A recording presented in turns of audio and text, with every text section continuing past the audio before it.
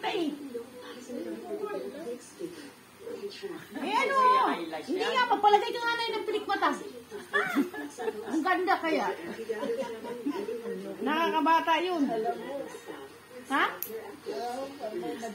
Sabay tayong dalawa. Bata ka naman sa akin.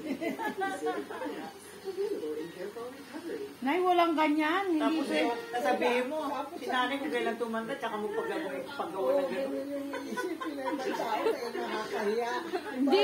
Ba't iisipin mo? Sana kung medyo matapat. Nanay, huwag mong isipin yung ibang tao na. Isipin mo na sundan mo. Pabalik. Hindi ko, nanay. Kaya nga, balik na tayo sa pagkabata. Ano ka ba, nanay? Oo nga, nay. At least na-try mo. Sa edad mong 90 years old, di may pilik mata ka. Tapos lalagyan kita ng kilay. Ha? Ayaw mo? Bakit? Try lang natin, tapos kung nalagay na dyan, siyempre di mo na maalis yan.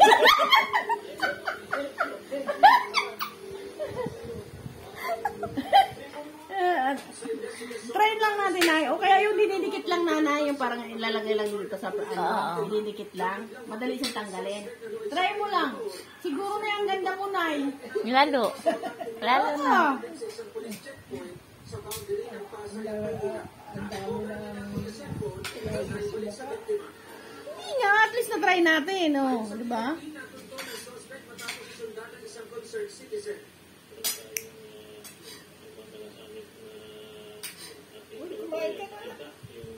Isip pa ako. kinain mo kanina. Yung burger na at saka yung ano, yung pizza. Dalawang wala. Huwag ka maya dito, May. Ano? Hindi ah. Pamilya ka na rin dito. Kaya nag-aalis ako ng ulo mo. Okay lang ingatan. Makatiya tayo ano eh, nanay. Naalis ba to sa'yo, Nay? Diba? Naalis sa'yo to? Oo, kaya lang hindi madami. Wala naman, hindi naman ano. Hindi naman kailangan kutkutin mo yung todo. Pag mga ganyan, dandan lang. Pero hindi mo kailangan kutkutin pag hindi kailangan.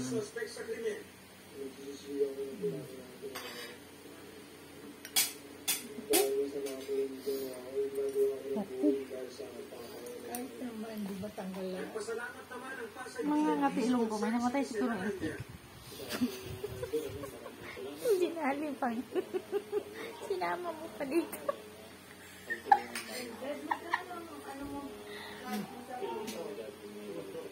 Puto? Bakit?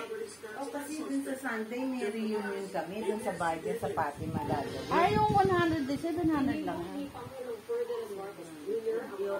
Maliit lang kasi ilan lang naman kami. Ilan ba?